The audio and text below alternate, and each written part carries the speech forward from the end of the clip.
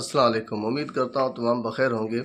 عمومی طور پر کئی بیماریاں جو ہے نا کبھی وقت کے بدلتے ساتھ اور خوراک کے عدل بدل سے بھی بہت تیزی سے اپنا اثر دکھانا شروع کر دیتی ہیں، جو آج کے ماحول میں جن چیزوں کو کامن ہم دیکھتے ہیں کہ تقریباً ہر 10ویں بندے کو یا تو ڈائگنوز کر دیا جاتا ہے، اس کو بتایا جاتا ہے، چاہے وہ کتنی بھی شدت میں بیماری ہو، شروعاتی دور میں ہو تب بھی، اور جو ہے آخری اسٹیج میں ہو تب بھی۔ تو اس میں کافی چیزیں ہیں، لیکن مصیبت یہ ہے کہ اس کو دبانے کے لیے تو بہت ساری چیزیں ہمارے سامنے آتی ہیں کہ اس کو کیسے شانت کیا جائے۔ اس کو شانت کرنے کا طریقہ یہ ہوتا ہے کہ اینٹی بائیوٹک دے دی جاتی ہے، اس سے پھر ایک بندہ جو تکلیف محسوس کر رہا ہوتا ہے، اچانک ہی اس کی 10-15 منٹ یا آدھے گھنٹے میں تکلیف جو ہے نا بہت نارمل سی ہونے لگ جاتی ہے۔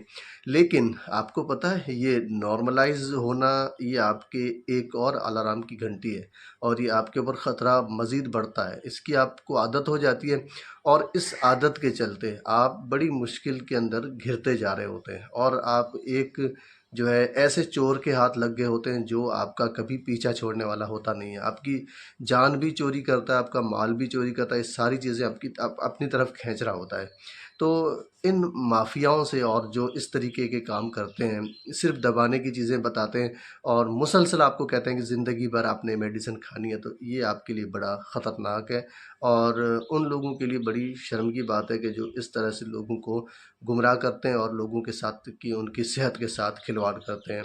ہمارا مقصد یہ ہونا چاہیے کہ صحت کے اعتبار سے کسی بھی بندے کو اگر ضرورت ہو اس کی صحیح رہنمائی کی جائے۔ غذا سب سے بڑی خوراک ہے۔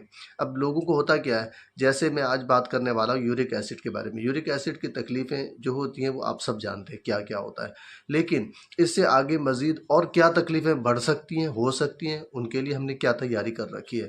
اور اس کے لیے اگر آپ کو کوئی آسان چیز بتا دینا تو آج کے ماحول کے حساب سے آپ لوگ اس کو بالکل کیئر نہیں کرتے، اور اس کے اوپر آپ توجہ نہیں دیتے۔ بہت سارے لوگ توجہ نہیں دیتے۔ جو توجہ دے لیتا ہے وہ کامیاب ہو جاتا ہے، جو نہیں دیتا ہے معمولی سمجھتا ہے، اس کو پھر جو اسپتالوں کے اور ڈاکٹرز کے چکر ہی کھانے ہوتے ہیں۔